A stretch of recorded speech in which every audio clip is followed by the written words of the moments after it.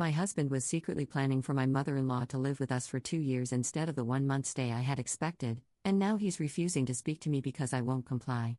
Posted by you/reward specialist 3390. My husband and I have been married for almost 2 years, and our son is 10 months old. We live in Canada. I grew up here, while my husband immigrated when he was a student. My parents live nearby, which has been invaluable during my pregnancy, and since my mom comes over regularly to help us out, my husband and she are on good terms too, so it's been going well. His parents live in another country. We have visited them once since we got married, that was 7 months ago. The time before that was our wedding itself, which took place there. My husband had been talking about my mother-in-law visiting soon for a long visit, which I was happy about. We recently moved into our new house. I've done a good job decorating it. We have a large guest room, and I was looking forward to hosting her, especially since it would make my husband happy. A couple of days ago, he was complaining about how detailed her visa application was. I told him I was surprised it was so thorough. He told me that it's because, while regular visa forms allow a stay of 6 months max, this one allows 2 years. I asked why she would need to stay for more than 6 months. He said that she had been thinking of winding up her medical practice and basically retiring, and this would allow her to stay for a longer visit if we all decided it worked. I was stunned. I told him he should just do the regular application because his mom wouldn't be staying for anywhere close to 6 months. I had it in my mind that she'd be staying for about a month. That's how long we stayed when we went there.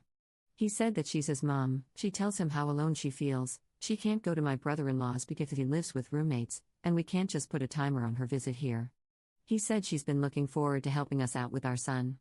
I told him we don't need help. We manage fine on our own and with my mom's help. I wanted to host his mom as a guest, not as part of our household. He complained that it wasn't fair that my parents could visit whenever they wanted while his couldn't.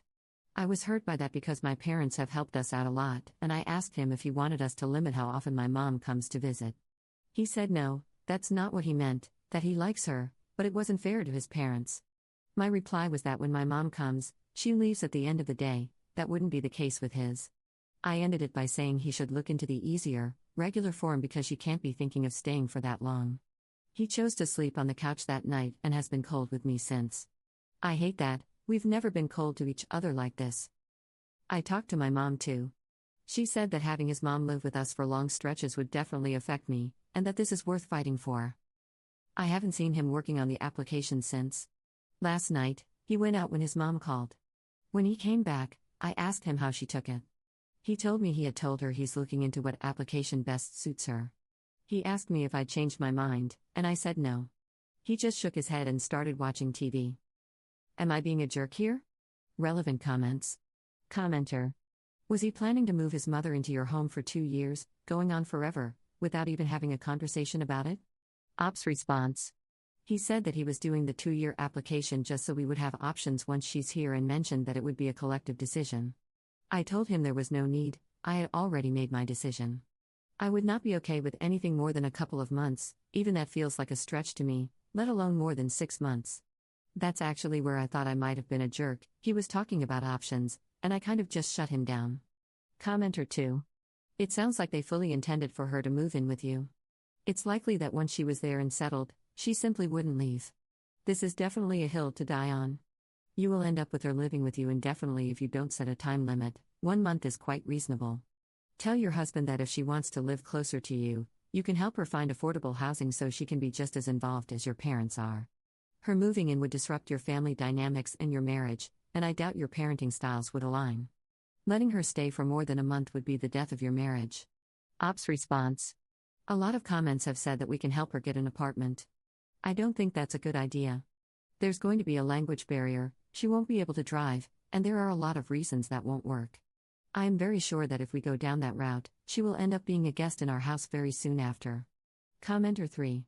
Then consider offering to accommodate the month-long stay as a test to see how well you all blend. Tell your husband it's 1 month for the first visit, period.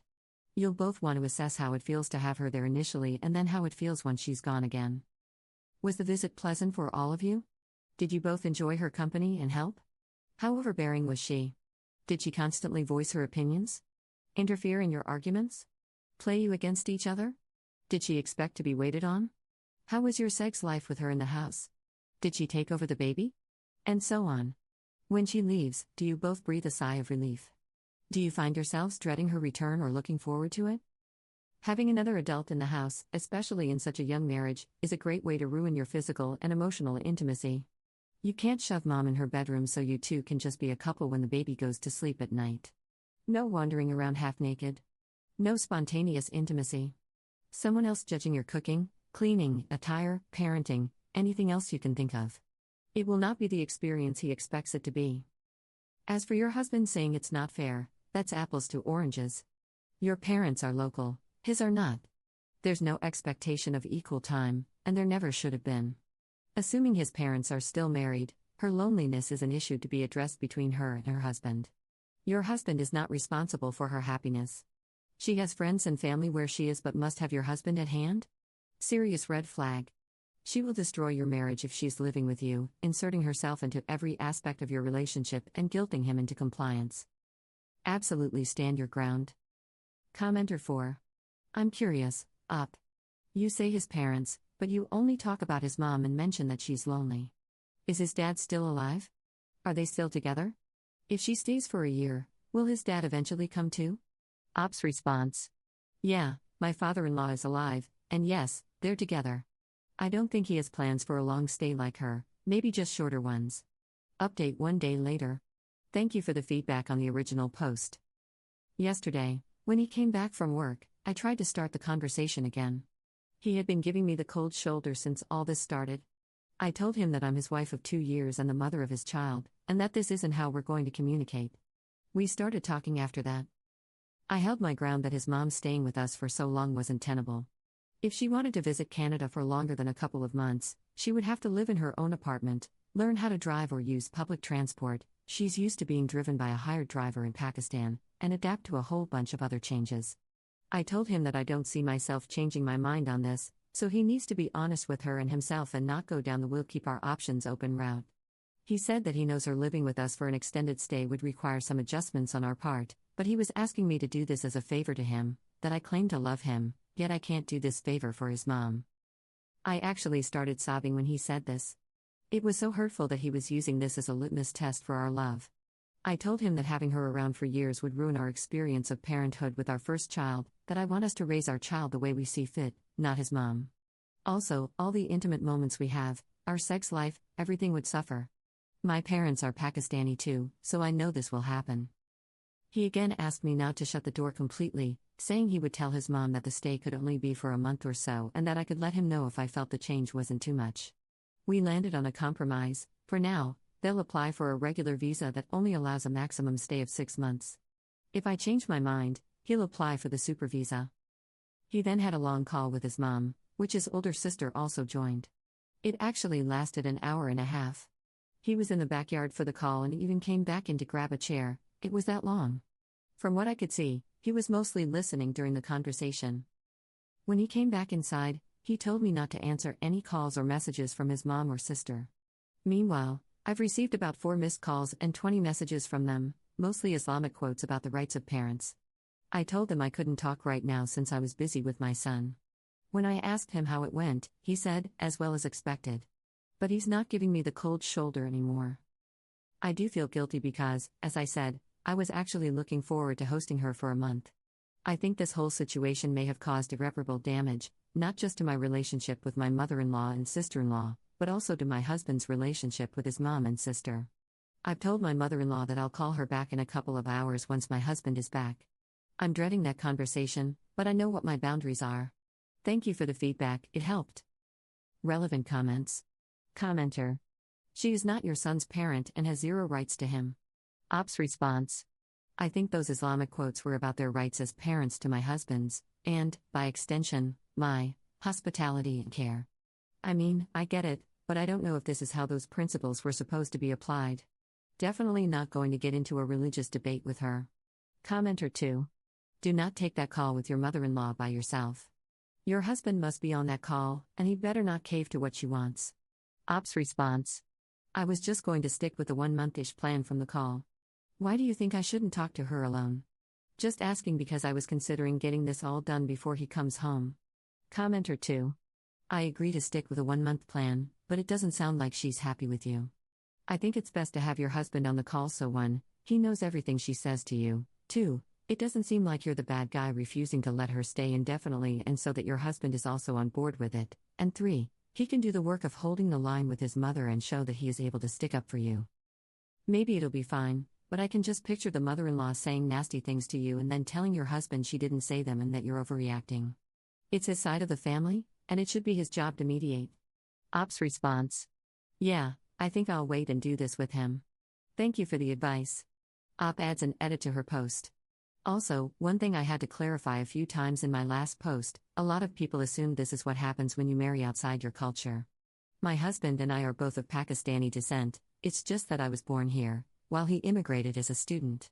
But he's been here for about a decade now too. Second update 1 day later. This is just for those who gave me a lot of great advice on holding the line and had asked for an update on my phone call with my mother-in-law. I spoke to my mother-in-law. Since her missed calls and text messages were asking me to call her, I figured I should be the one to call, not my husband. But I put my phone on speaker so my husband, who was lying on the couch, could also hear. She said my husband had told her he thought it would be best if she restricted her trip to 1 month since it was her first time in Canada and because we were really busy with our son. She said that ever since my husband had gone to Canada as an 18-year-old, he had always wanted her to visit for a long duration, and now, all of a sudden, he was asking her to restrict it when she wanted to help with her grandson. She said she knew I must be the reason why. I said it was a joint decision because of the circumstances, but she would not hear of it. She said that if her visiting for more than a month was so outrageous to us, then fine, she would limit her stay, but I should know that in Pakistan, in-laws live in the same house with a married couple, like my sister-in-law does. She added that she had thought I was in touch with my Islamic and Pakistani roots when I was getting married because that was what my husband had told her, but she was disappointed at how whitewashed I was. At this point, my husband asked me to give him the phone, but not before I told her that I was totally comfortable with how in tune I was with my heritage, and apparently, so was her son. I then told her my husband had just come in and handed him the phone. My husband went into the yard to talk, but I was so angry I decided to eavesdrop. He was talking to both my mother-in-law and father-in-law. He told them that he had not fled to Canada in the middle of the night as a student, they had both seen him off at the airport. He also said that when he had introduced me, he had not kept the fact that I was born and raised in Canada a secret either, and that they could not expect to treat us like a couple in Pakistan. Then he listened for a whole lot, like half an hour. I gave him a chair again, and kept telling them that things are different now. They ended the call with him saying that we were both really looking forward to her visit, and that we would make sure it was a great 30 or so days with us and her grandson.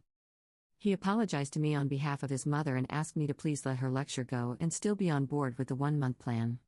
I'm looking forward to it much less than I was, but I said fine. Thanks again for the advice. Along with my mother, I was able to get good advice from here too, and I think I have managed to resolve this issue. I know myself, I know my mother-in-law staying over for years was not something I could deal with, and knowing a lot of people agreed was really helpful. Relevant comments. Commenter. You and your husband will still need to set boundaries. You know she blames you for the fact that she's not getting what she wants. She is already blaming you for the fact that her son is not giving in to her demands. If she's going to stay with you in your home, she needs to respect the fact that it is not just her son's home, it's your home too. It's not just your husband's son, it's your son too. She does not get to control or judge your connection to your heritage. If she wants to be welcome in your home, she needs to treat you with respect and avoid interfering with your marriage. Your husband needs to be fully prepared to rein her in if she puts even one toe out of line. He needs to take responsibility for protecting you from any disrespect from her. Good luck, and I hope you'll be able to come back and let us know how it went. Commenter 2. I want to add to this, and I know it sounds paranoid as hell, but after all the just no-mill stories, I strongly suggest cameras in the areas where the baby will be, so it doesn't seem weird or invasive. The only reason is the passive-aggressive actions and controlling behavior. She may try to break up the marriage by claiming you did something when your husband stepped out of the room or something along those lines. Keep a record of things, but only if you have the energy to track them. To me, this isn't just about culture, this is a woman who expects full control and may try to take it however she can. Take it or leave it, but that's my suggestion. Op's response. I honestly think I'm going to do this. As icky as it feels to think she would deliberately do something like that, her comment about me being untrue to my heritage is still ringing in my ears. Thank you for the suggestion. Op adds an edit to her post. I thought about this more overnight, about what my boundaries and consequences are. First of all, I'm going to let my husband know that it's not going to be a month or so. A lot of comments said that leaves it open-ended. It's just going to be a month.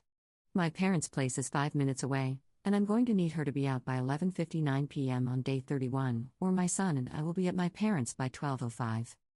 She keeps saying she wants to help with my son, but I'm not going to let that take away from my bonding time with him at all.